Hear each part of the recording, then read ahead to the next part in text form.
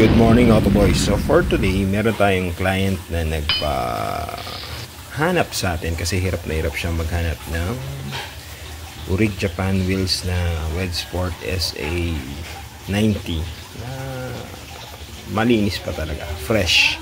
So we helped him. Though sa atin din siya bumili ng rota niya. Ngayon, he wants to move up or upgrade to JDM wheel. Syempre iba pa rin JDM number 1. So ito yung napili niya kasi ang reason being niya wala daw masyadong copy ang Wedsport SA90, which I agree naman. So yan, for pickup niya ngayon. Then mamaya mag close up tayo ng isang item doon para makita niyo kung gaano siya ka-fresh.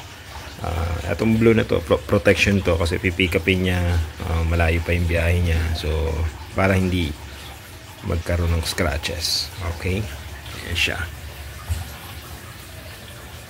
Ayan, intact pa yung mga sticker, pati yung inner barrel JDM stickers, nandiyan pa. Okay, lahat yan meron. Ayan o, and this one and this one, mamaya kukubera natin siya nung papel na yun para surprise. Okay, montage muna.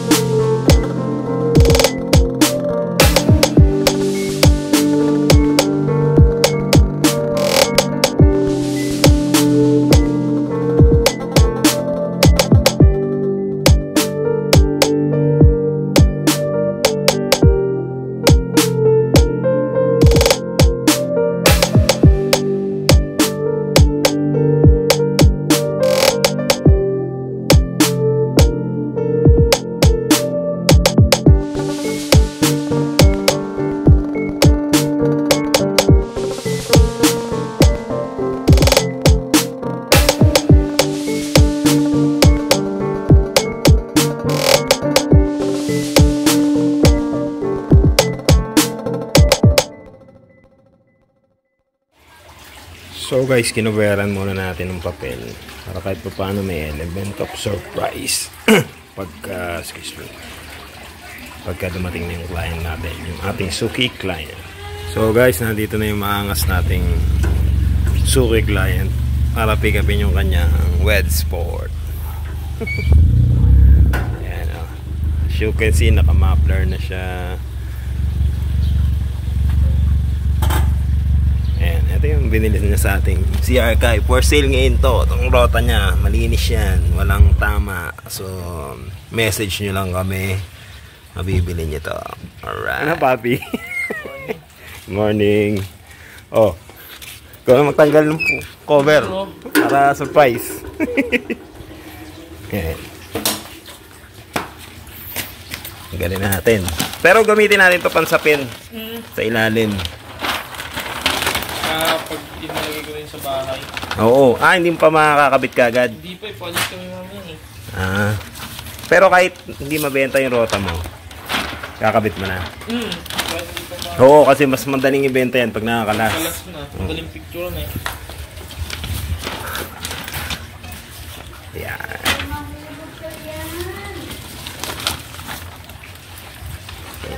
Nice ba? Gusto mo? Tapat tayo ng isa. Tingnan nga natin kalalabasan. Tataas siguro ako sa harap dyan. Ha? Bakit? Oo nga, wala nang fender gap, no? Ay, kunin mo yung sapin. Tingnan natin itsura. Kaso lang mayroong kulay blue to.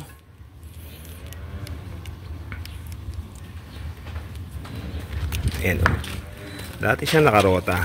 Binibenta niya na ngayon. Level up, level up. Ano lang to eh, mga 9 kilos. Ayan. Tumatay yung mag-isa. Ayan, papi. Huwag muna natin tagalin yung blue. Oo. Videohan mo na lang pagka nakakabit na. Okay. So, ayun, dinala niya na yung marks niya. Punta pa siyang Bailen. Alright.